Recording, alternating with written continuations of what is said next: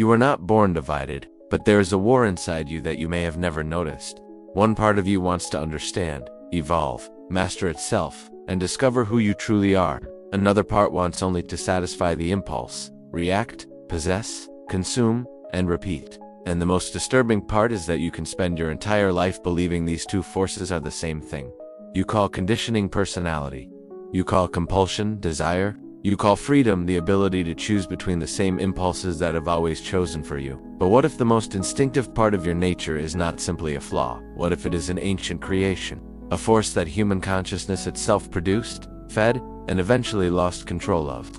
What if humanity's greatest enemy is not hidden somewhere far away? What if it is inside you? In your body?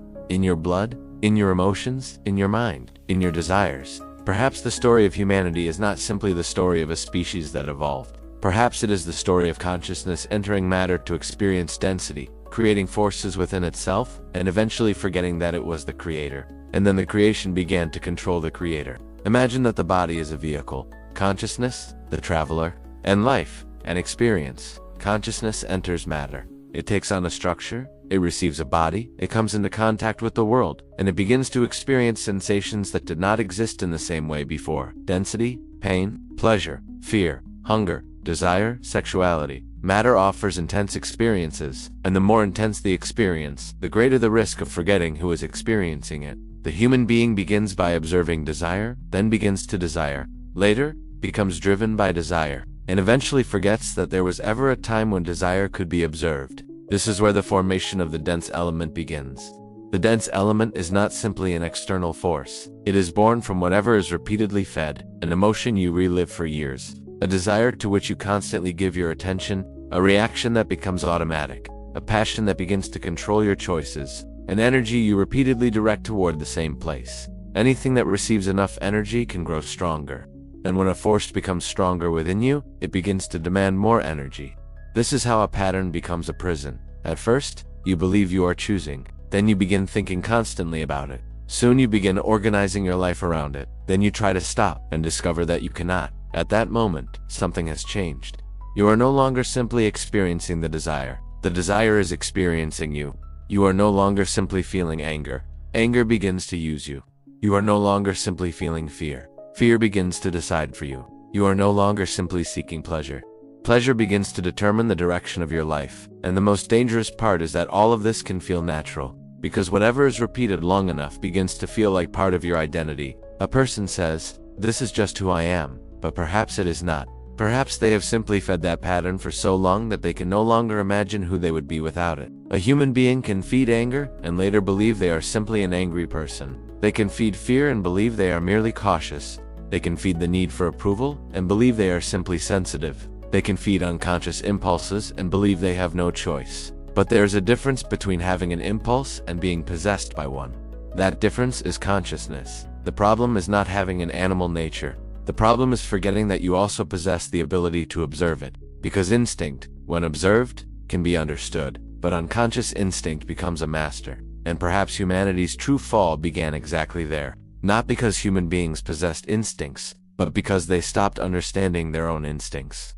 Sexuality occupies a central place in this experience. Because sexuality is not merely a physical phenomenon, it involves energy, creation, the continuation of life, a force capable of completely dominating human attention. In a humanity more conscious of its own nature, sexual energy could be understood as a creative force.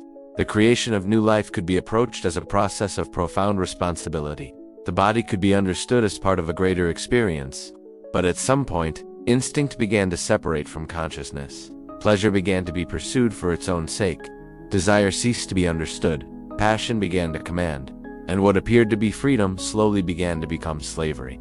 The true fall may not have been the existence of desire. Perhaps it was the loss of control over desire. Because possessing an animal nature is not the problem. The problem is allowing that nature to take the place of consciousness. When this happens, the human being begins to live according to whatever arises within. Anger appears, they react. Fear appears, they run. Desire appears, they obey. The need for approval appears, they surrender. And then they call all of this freedom.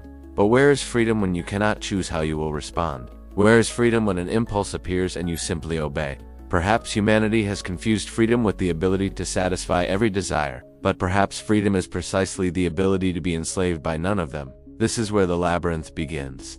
And the most disturbing part is that this labyrinth has no visible walls. You can move to another city, change your job, change your relationship, change your religion, and remain trapped in exactly the same place. Because the labyrinth is inside the mind. It is built from patterns. Every repetition creates another wall. Every automatic reaction strengthens another structure.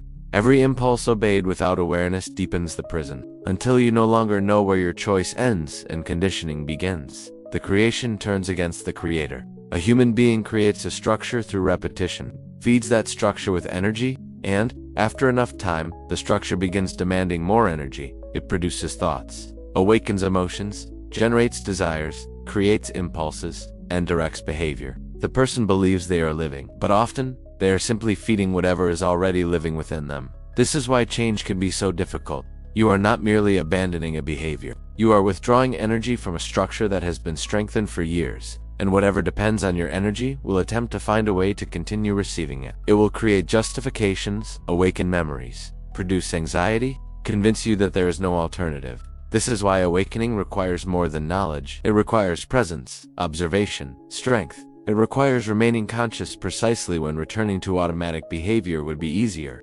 Awakening begins when you observe the impulse before obeying it, when you feel the emotion without allowing it to control your actions, when you recognize the desire without immediately turning it into behavior. Within that small space between impulse and reaction, something extraordinary exists. A choice. You feel anger, but you observe. You feel fear, but you observe. You feel desire, but you observe. You feel the urge to react, but you observe.